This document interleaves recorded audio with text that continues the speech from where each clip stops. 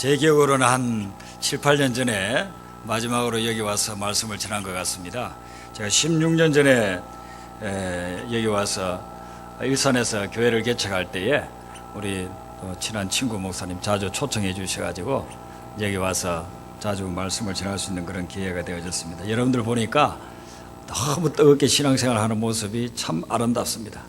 하나님 보시기에 하나님이 참 기뻐하실 줄로 믿습니다. 아주 박력도 있으시고 우리 목사님을 그대로 닮으셔가지고 열정과 끈기가 있는 그런 신앙생활 하는 걸 볼 때 너무너무 참 기쁜 그런 마음이 있습니다. 오늘 이 말씀 속에 보시면 느헤미야라고 하는 사람이 나오는데, 느헤미야는 그 뜻이 뭐냐 하면 하나님의 위로라는 뜻입니다. 오늘 예배드리는 모든 여러분들에게 하나님의 위로가 있기를 바랍니다. 세상이 주는 위로와 하나님이 주는 위로는 다릅니다. 세상이 주는 위로는 피상적이고 일시적이지만은 하나님이 주시는 위로는 우리 인생을 근본적으로 변화시키고 우리의 삶을 영적으로 육적으로 풍성케 하시는 줄로 믿습니다. 특별히 이 느헤미야라고 하는 사람은 어떤 상황에 처해 있었느냐 하면은 오늘 말씀 1절에 보면 아닥사스다라는 왕이 나오는데, 이 왕은 페르시아 제국의 황제였습니다. 이스라엘 백성들이 이스라엘 본토에서 영원히 살기를 원했지만 그들이 하나님 앞에 죄를 지어가지고 포로로 끌려갔습니다. 포로로 끌려가서 이 느헤미야는 그 가운데서도 하나님의 도우심과 은혜가 있어서 그가 굉장히 높은 자리에까지 올라갔습니다. 요즘 한국 사람으로 친다고 한다면은 일본에 포로로 끌려갔는데, 일제시대 때 포로로 끌려갔는데 거기에서 한 수상 정도 됐다고 그렇게 보면 좋아요. 11절에 보면은 술관원이라고 해서 왕의 술관원이라고 했는데, 술관원은 어떤 역할을 하느냐 하면은 왕 옆에서 음식이 오면은 먼저 시식해보고, 술을 따를 때 먼저 시험해보고, 그리고서는 독이 없다 하면 왕이 드시게끔 이렇게 하는 사람이니까 요즘으로 치면 청와대의 경호실장과 같은 사람이에요. 포로로 잡혀간 후에가 이런 경호실장의 자리에까지 올라갔으니까 얼마나 출세를 했겠습니까? 자기 나름대로는 엄청나게 출세를 하고 안정되었고 정말 수백 년 먹을 재산도 다 확보해 놓은 상태지만은 그의 항상 관심은 뭐냐면은 자기 고국이 어떻게 되어져 가고 있는가. 자기는 포로로 끌려와 있는데 아직도 남아있는 사람들, 예루살렘 이스라엘 땅에서 남아서 살아가고 있는 그 사람들이 어떻게 지내고 있는지가 늘 궁금했어요. 저는 유학을 가가지고 한 7년 미국에서 생활하고, 이번에 또 사역하러 가가지고 담임 목회자로서 한 4년 사역하고, 그렇게 미국 생활을 한 11년 정도를 했는데요. 미국에 있을 때하고 한국에 있을 때하고 한국에 대한 그 생각하는 것이 달라요. 한국에 있을 때는 누가 좀 못하면 막 비난하고 비판하고 뭐 나라를 정치를 왜 이렇게 하느냐 많이 그러잖아요. 매스컴 보면은 많이 그렇게 하잖아요. 요즘은 대통령도 예외가 없어요. 이 대통령도 그냥 욕하고 대통령도 비난하고, 인터넷에 들어가 보면 보고 싶지 않은 그런 내용들이 얼마나 많이 나옵니까? 그런데 미국에 가서 신앙생활을 하고 미국에서 사역을 하다 보면은요, 한국이 잘 되기를 바라요. 비판은 삼가하고 한국이 정말 잘 되고 한국이 잘된 모습을 갖다 이야기하고 싶고 그래요. 김연아가 피겨스케이팅을 해가지고 금메달을 따면은요, 사람들이 주변에 있는 사람들이 코리안이라고 하는 것 때문에 당신의 나라 코리안 대단하더라, 연아 퀸 굉장하더라. 요즘은 류현진이가 이렇게 야구를 잘하니까요, 또 사람들이 옆에서 그러는, 야 코리안 몬스터 대단하더라. 그러면은요, 그것에서 우리는 소수민족으로 살아가는데 한국인을 알아준단 말이죠. 한국이 잘 돼야, 한국의 정치가 잘 되고 경제가 잘 되고 뭐 스포츠도 잘 되고 잘 되어야 외국에 나가서 이민자로 살아가는 사람들이에요. 힘이 되고 격려가 되는 거예요. 그래서 외국에 나가면 애국자가 된다는 거예요. 한국에 있을 때는 못하는 것만 봤는데, 못하는 것만 지적했는데, 외국에 나가 보니까 한국이 어떻게 그렇게 좋은 게 많은지 몰라요.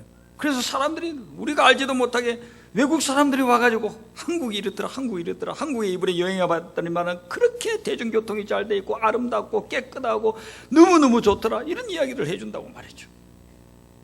느헤미야는 그런 말을 듣고 싶었는데, 그래서 하나니라고 하는 사람이 두 사람하고 예루살렘을 갔다 왔다는 소식을 듣고 만났어요.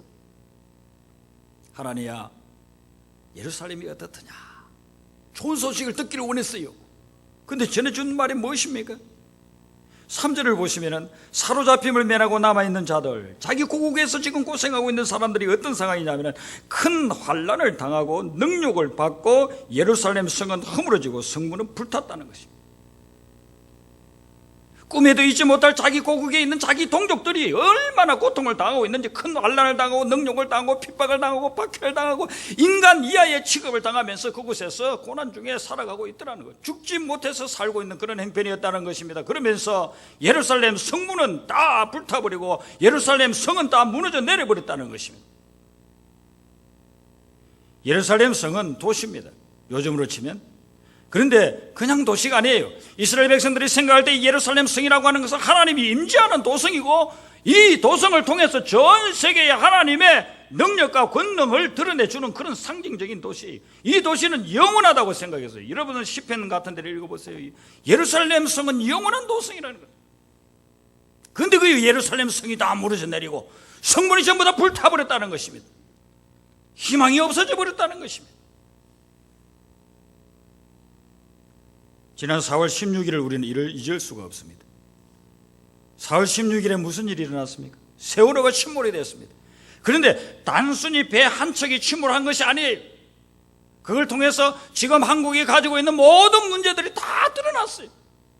단순히 배 한 척이 여행객들을 싣고 가다가 그냥 침몰한 그런 사건이 아니에요. 그 사건으로 해서 몇 명이 죽은 그 정도가 아니에요. 수백 명의 어린 영혼들이 한 번 꽃을 피워보지도 못하고 죽어갔어요. 거기에는 한국의 경제와 정치와 사회와 종교가 다 무너져 내리는 것을 우리는 보았습니다. 얼마나 많은 교회들이 지금 예수 안 믿는 사람들의 입에서 입방아 그런 놀림을 당하고 있는지 모릅니다. 왜 이렇게 되어버렸을까요? 오늘날 한국을 보면은요, 이스라엘이 무너져 내릴 때의 그런 모습과 유사하다는 것입니다. 오늘날 우리가 하나님을 믿는 것은 단순히 나 혼자 혹은 내 가정만 예수를 잘 믿고서 복받는 그런 차원이 아니에요. 우리가 예수님을 제대로 믿는 것은 이 민족을 살리는 길인 줄로 믿습니다. 오늘 여러분들이 행복 모임을 출정하는데 이 행복 모임이 얼마나 중요한 모임인지 몰라요. 그전에는 열린 모임이라고 했죠. 열린 모임을 해서 이 영혼들을 구원하려고 애쓰는 것, 한 영혼을 살리는 것, 이것은요 그냥 나만 살고 그 영혼만 살리는 게 아니에요. 이 민족을 살리는 길이에요. 여러분, 행복 모임을 한다는 것은 쉽지가 않거든요. 시간을 투자해야 되고 물질을 투자해야 되고 내 능력과 내 재능을 갖다 쏟아 부어야 되는 거거든요. 그런데 그것이 오늘 느헤미야가 고민했던 그 부분을 해결할 수 있는 방법이라는 것입니다. 이렇게 느헤미야가 자기 동족들이 너무나도 고통과 고난을 당하고 있고 하나님이 임재하는 예루살렘 성이 허물어져 내리고 성문은 불타버렸다는 그런 엄청난 소식을 접했을 때에 그는 자기 민족을 살리기 위해서 무엇을 했습니까? 허물어져 내린 예루살렘 성을 재건하기 위해서 무엇을 했습니까? 그 내용이 오늘 4절부터 11절에 나와 있습니다. 그래서 이 말씀은 단순히 한 사람이 사는 것이야, 그것일 뿐만 아니라 민족이 사는 길이에요. 만약에 우리가 4절부터 11절의 말씀대로만 할 수 있다고 한다면 우리 민족은 다시 살아날 가능성이 있습니다. 그거 어떻게 하고 있습니까? 4절부터 11절은요 느헤미야가 하나님 앞에 간절히 드렸던 기도 내용이에요. 기도인데 어떻게 합니까? 4절을 보시면 내가 이 말을 듣고 앉아서 울고 수일 동안 슬퍼했다는 것입니다. 고국에 있는 백성들이 그런 엄청난 고난을 당하고 그리고 예루살렘 성이 무너져 내리고 성문이 불타버렸다는 소식을 들었을 때에 세월호의 참사가 있고 그게 단순한 사건이 아니고 민족과 국가의 위기이고 정치, 경제, 사회, 종교의 위기라는 것을 느꼈을 때에 그가 했던 일이 뭐냐 이거예요. 우리가 해야 될 일이 뭐냐는 거예요. 예레미야가 보였던 첫 번째 반응은 앉아서 울고 수일 동안 슬퍼했다는 것입니다. 여러분, 이거는 누구나 할 수 있어요. 예수 믿지 않아도 하나님 믿지 않아도 누구나 할 수 있어요. 세월호 침몰되는 걸 보면서 그 부모들이 가족들이 얼마나 애타하면서 그곳에 가가지고 몇 달을 머무르면서 10명 정도는 아직도 시신도 찾지 못하고 영원히 아마 찾지도 못할 거예요. 평생을 앉아서 울고 수일 동안 슬퍼하지 않겠습니까? 근데 여러분, 예수 안 믿는 사람도 이렇게 한다는 것입니다. 예수 믿는 사람 무엇이 차이가 있느냐 하면은 하나님 믿는 사람은 그 다음 단계로 가야 된다는 것이죠. 그냥 앉아서 울고 수일 동안 슬퍼한다고 문제가 해결되는 게 아니에요. 지금 보세요. 몇 달이 지났지만 지금까지 무슨 해결된 게 있습니까? 그런 식으로 해서는 해결되지 않는다는 거예요. 우리가 어떤 해결할 수 있는 그 원리가 있는데, 그 원리가 뭐냐면은 4절 하반절에 하늘의 하나님 앞에 금식하며 기도했다는 것입니다. 여러분의 개인의 문제가 있습니까? 가정의 문제가 있습니까? 아니면 민족의 어떤 문제가 있습니까? 이 도시의 문제가 있습니까? 그 해결할 수 있는 방법은 금식하며 기도하는 데 있는 줄로 믿습니다.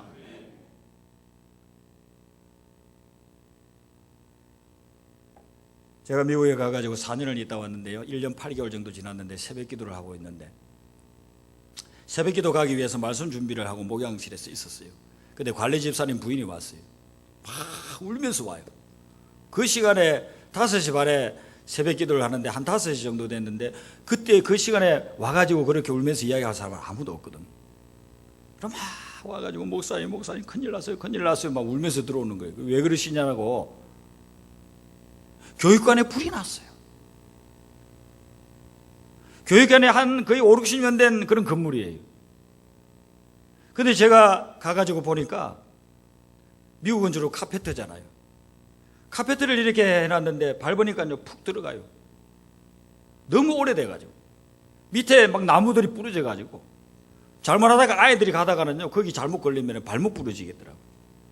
그래서 제가 저희 집사람하고 그렇게 이야기를 하면서 기도를 했어요.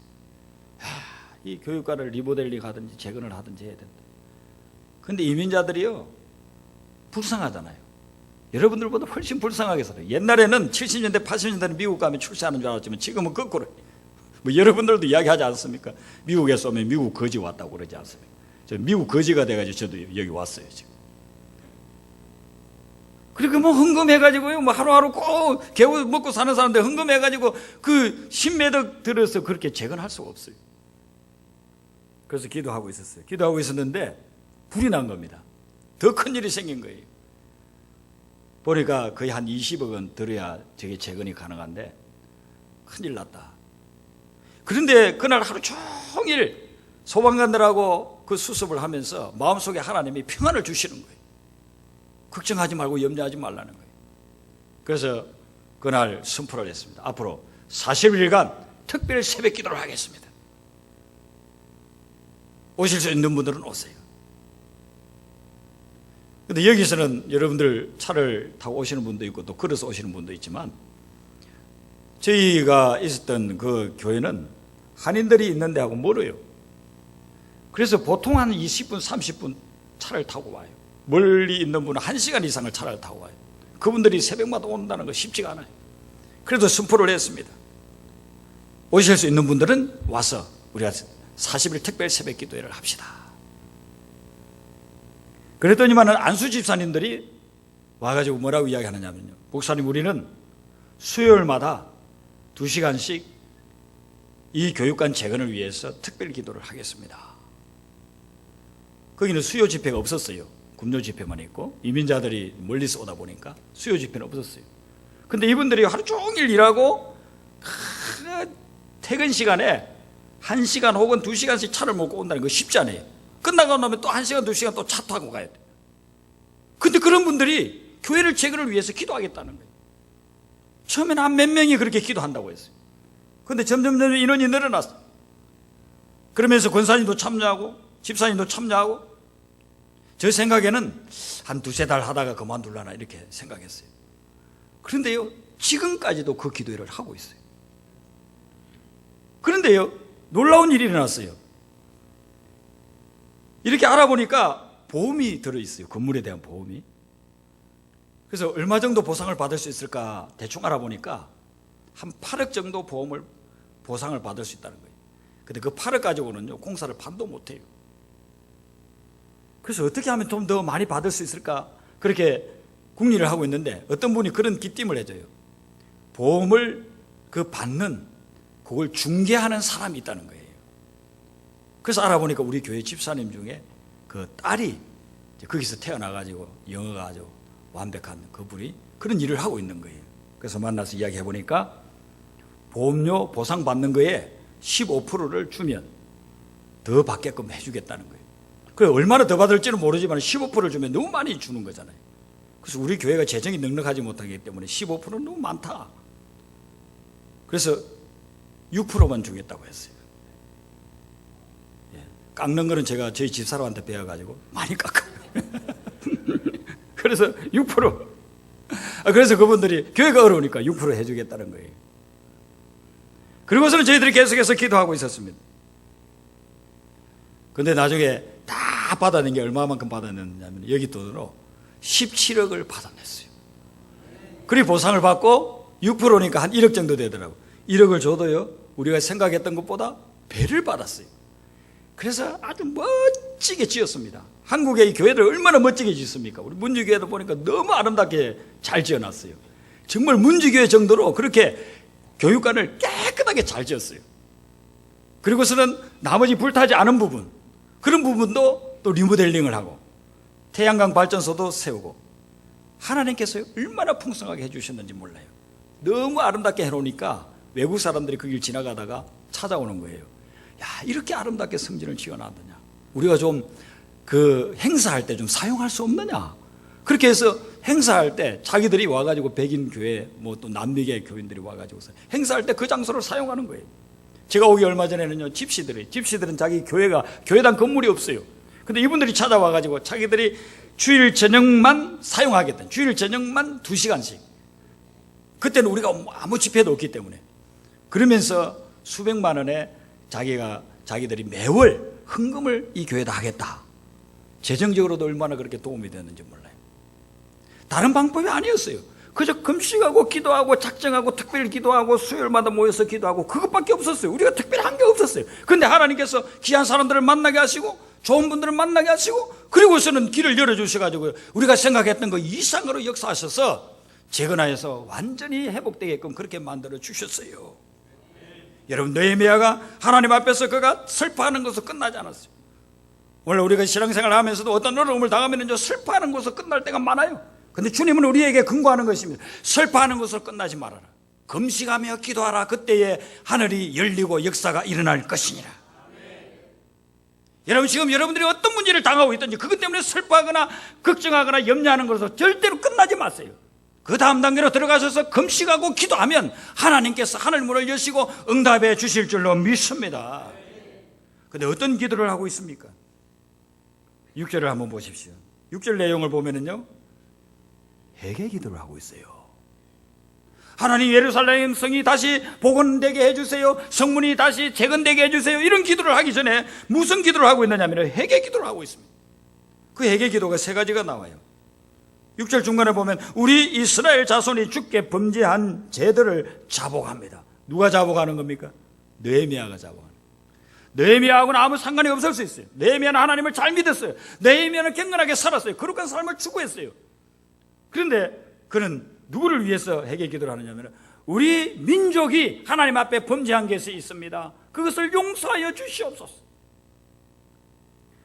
예수 믿는 사람들은 하나님 앞에서 민족의 제사장인 줄로 믿습니다. 여러분들 한 분 한 분은 이 민족의 운명을 좌우할 수 있는 그런 능력을 가지고 있는 분. 하나님이 우리를 그렇게 세웠어요. 느헤미야는 자기 민족의 죄를 하나하나 옆에 다 이야기했어요. 자기가 지은 거 아니에요. 자기가 그런 죄하고는 아무런 상관도 없어요. 그러지만 민족이 이렇게 된 것을 생각하면서 민족의 죄를 하나님 앞에 내어놓으면서 자복하면서 주여 용서하여 주시옵소서. 이 민족을 용서하여 주시옵소서. 그 다음에 2번째 6절 마지막 부분에 보면 나와 내 아버지의 집이 범죄했습니다. 내가 지은 죄에 대해서 회개하고 아버지 집, 가족들이 지은 죄에 대해서 회개 기도를 드리기 시작했습니다. 여러분, 회개하라고 하면은요, 기분 나빠요. 만약에 제가 한 30분 정도 여러분들에게 회개하세요. 회개하세요. 생각으로 지은 죄 회개하세요. 말로 지은 죄 회개하세요. 삶으로 지은 죄 회개하세요. 이렇게 30분 하면 여러분들 아마 기분 굉장히 나빠가지고 이 교회를 떠날 거라고. 근데 여러분, 성경을 보면 회개는 우리가 기분 나빠할 게 아니에요. 회개는 우리에게 회복과 해결과 축복의 통로인 줄로 믿습니다. 예수님이 이 땅에 오신 목적이 뭡니까? 예수님이 이 땅에 오신 목적이요, 우리가 천국을 누리게 하기 위해서 오신 거예요.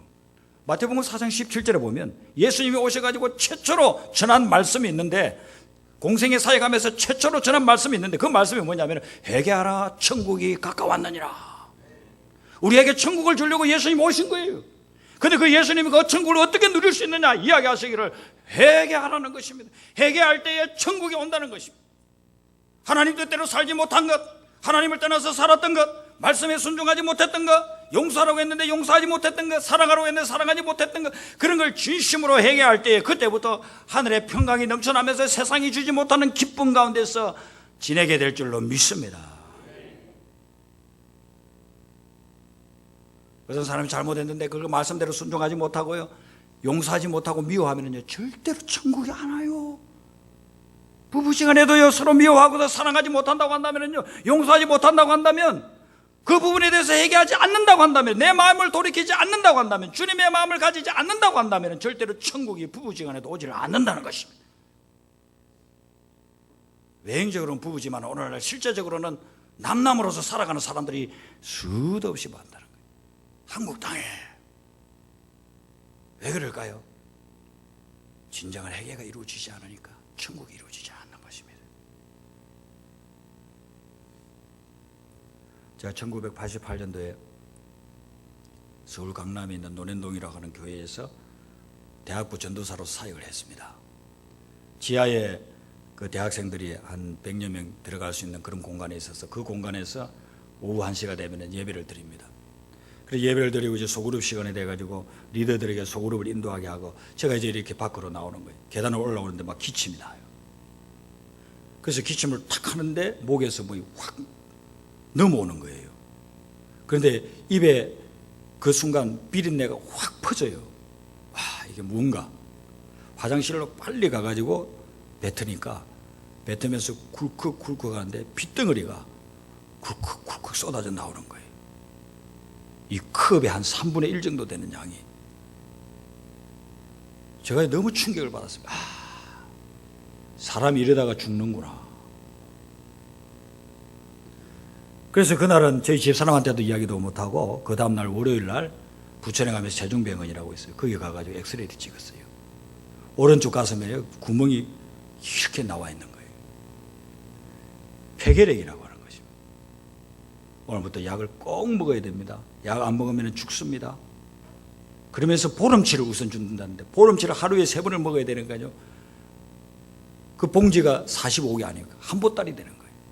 그걸 가지고 와가지고서는요 약을 먹는데 한 이틀을 먹는데 하나님이 마음에 감동을 주는 거예요. 이 병은 네가 약을 먹어가지고 나을 병이 아니다. 나를 좀 더 깊이 만나자. 그래서 경기도 양소리에 가면 수양관이 있습니다. 거기로 버스를 갈아타고 해가지고 갔습니다. 그 양소리 수양관에 가가지고서는 금식하면서 기도를 하는데 하나님께서 회개하라는 겁니다. 전도사가 뭐 특별히 세상적으로 무슨 죄를 지었겠어요? 누구 뭐 돈을 떼어 먹었겠어요? 누굴 두들겨 팼겠어요? 뭐 사기를 쳤겠어요? 그러나 영적으로 하나님 앞에서 제가 회개해야 될 부분이 나타나기를 시작했습니다. 4월 동안 금식하면서 온전히 기도는 이걸 달라 저걸 달라가 아니라 회개 기도만 했습니다. 4월 동안 하나님 앞에서 정말 회개 기도하고 그리고서는 내려와가지고 연세대학에 있는 세브란스 병원에 갔습니다. 가서 사진을 찍어보니까 의사가 뭐라고 이야기하느냐 하면은 폐결핵의 흔적은 있는데 깨끗이 나았습니다. 그리고 나서 몇 년 후에 제가 유학 가기 위해서 강남 보건소에 가서 또 사진을 찍었어요. 그랬더니 거기도 똑같이 이야기해요. 흔적은 남아있지만은 결핵균은 완전히 사라졌습니다. 미국에 유학 가가지고 병원에서 또 검진을 하라 하길래 했더니만은 이분들은요 암보다도 더 무섭게 생각하는 게 결핵이에요. 내가 결핵을 앓은 적이 있다고 하니까 빨리 와서 피검사도 하고 엑스레이도 찍으라는 거예요. 엑스레이를 다 찍고 나서 그것을 보면서 하는 말이 흔적은 남아있지만 완전히 나았다고 그래요. 그게 88년도니까요 지금 26년이 지났습니다. 한 번도 재발하지 아니하고 제가 여기 오기 전에 2달 전에 또 미국에서 검진을 받았어요. 근데 그 의사가 똑같이 이야기해요. 완전히 나았고 흔적만 남아있습니다. 여러분 요즘같이 이렇게 의술이 발달한 이런 시대에도 폐결핵 걸리면요 1년 2년 가요. 제가 봤어요. 옆에 있는 어떤 분이 폐결핵이 걸렸는데 1년 2년 그 좋은 약을 먹어도 안 낫더라고요. 저는 약을 한 이틀인가 밖에 먹지 못했어요. 그리고서는 그 응답받고 오면서 그 병원에 가서 엑스레이 찍기 전에 그 기도원 쓰레기통에 그걸 버리고 왔어요. 하나님이 기도 중에 확신을 주니까 내가 너의 해결을 받았다, 해결 기도를 받았다는 거예요. 그때부터 저는요, 아무리 내가 기도하고 부르짖고 내 나름대로 능력을 가지고 하려고 해도 해결되지 않을 때에는요, 회개로 들어갑니다. 교회를 개척해가지고 지하실에서, 일사는요, 그가 신도시이기 때문에 제가 가본 적도 없고 아는 사람도 아무도 없어요. 16년 전에 미국에서 나와가지고 저희 집사람하고 애들 둘이, 초등학교 애들 둘이를 데리고서 이제 개척을 하는 것입니다. 이발소에 가서 전도하고 우리 행복 모임처럼 그렇게 하는 거예요. 그래서 전도를 하면서 또 이 성경 공부하자 해가지고 성경 공부를 그때는 8주를 했어요. 행복 모임은 10주 아닙니까? 8주를 했어요.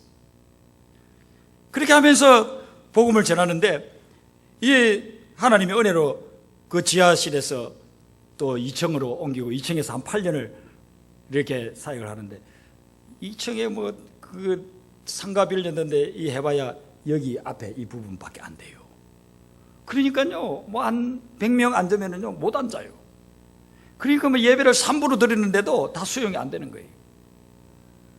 그리고 애들은 교육할 장소가 없으니까 옆에 태권도 도장 빌리고, 주일날만, 또 학원 주일날 안 하니까 주일날 빌리고, 뭐 지하실 공간 또 다른 거 하나 또 빌리고, 그렇게 지내다가 한 7, 8년이 되니까 제가요 탈진이 되는 거예요.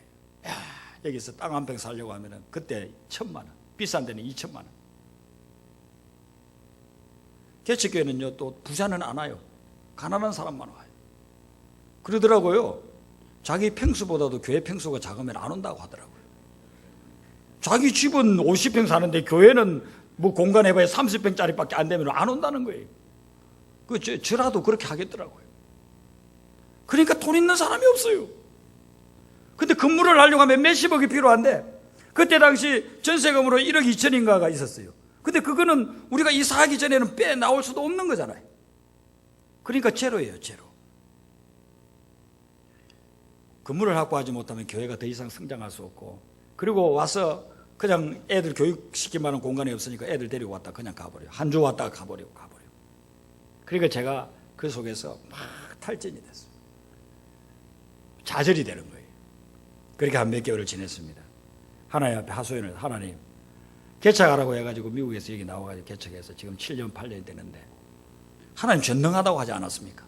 하나님 모든 우주가 다 하나님 거라고 하지 않았습니까? 근데 건물 하나 못 주십니까? 하나님 그렇게 무능합니까? 제가 그래 하나님께 대들었어요.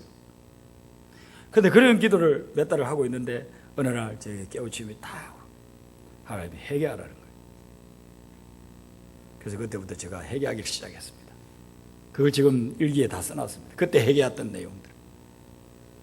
근데 회개하고 있는데요, 생각지도 않은 분이 연락이 왔어요.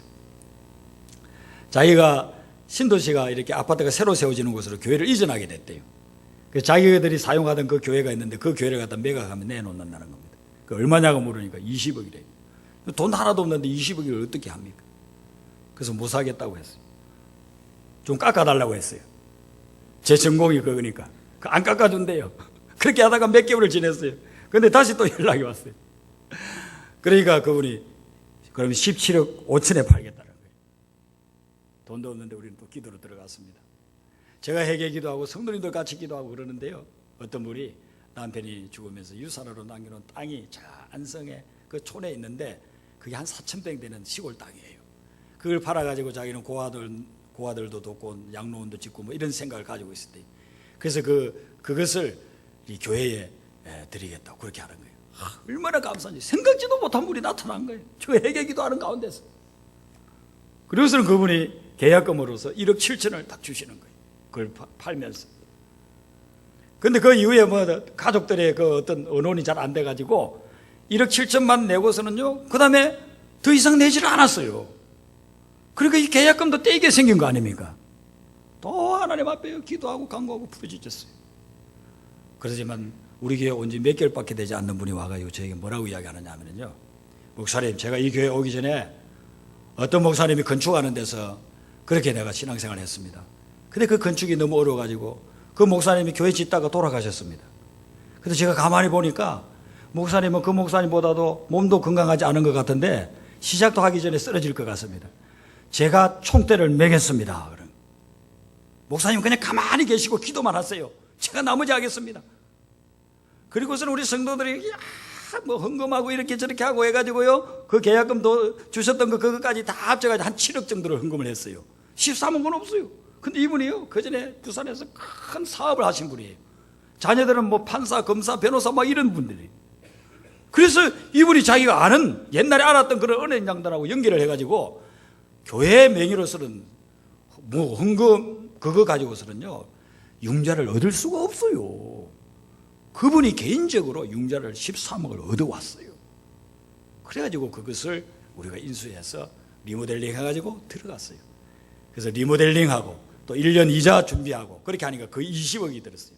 나중에 6개월이 지나니까 그 옆에 경의선, 전철이 원래는 단선이었는데 복선 전철역도 생기고 이렇게 하니까 거기가 땅값이 2배로 올라 버리더라고요.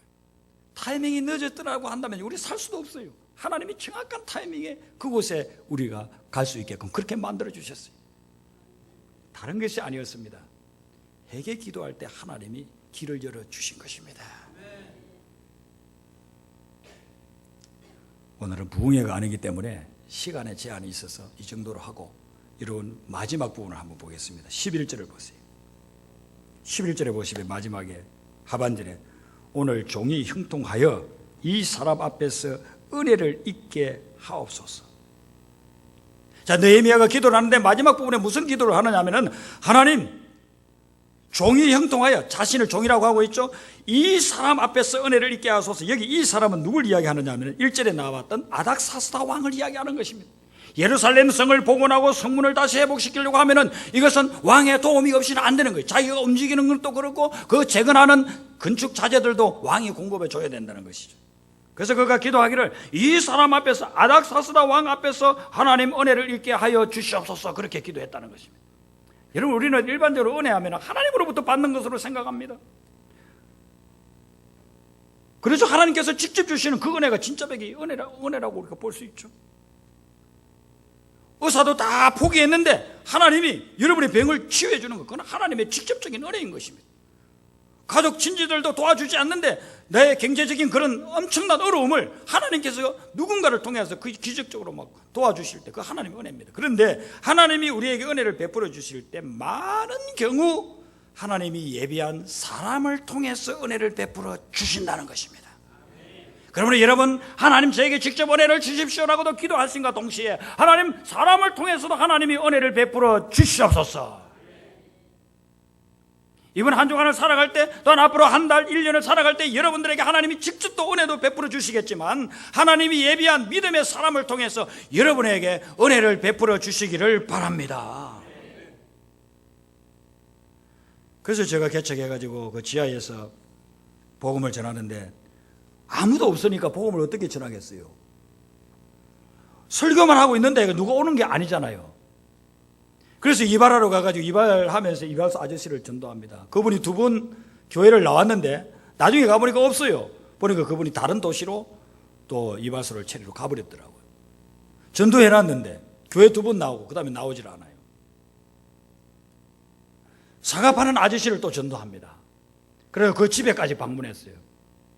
근데 부인이 너무 반대가 심했어요.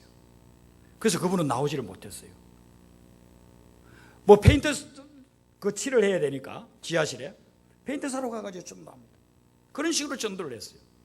그러다가 이 방법만 가지고는 좀 부족하다, 그것도 계속 해야 되지만 부족하다 생각해가지고 다른 방법을 쓰게 됐는데, 그때에 제주도에 사는 분이, 그전에는 제가 강남에 있을 때 강남에서 집사님이었어요.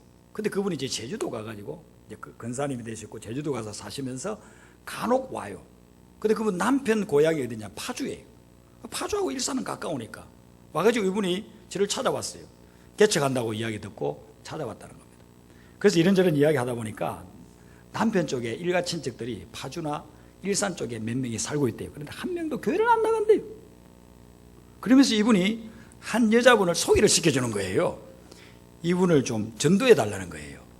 족보로 따지면은 거의 손녀뻘 된대요. 나이는 별 차이가 안 나는데 자기 남편이 8남매 중에 막내라, 예, 큰 누나의 뭐 이렇게 따지니까 그냥 손녀뻘이지만 거의 나이는 별 차이가 안 나는 거예요.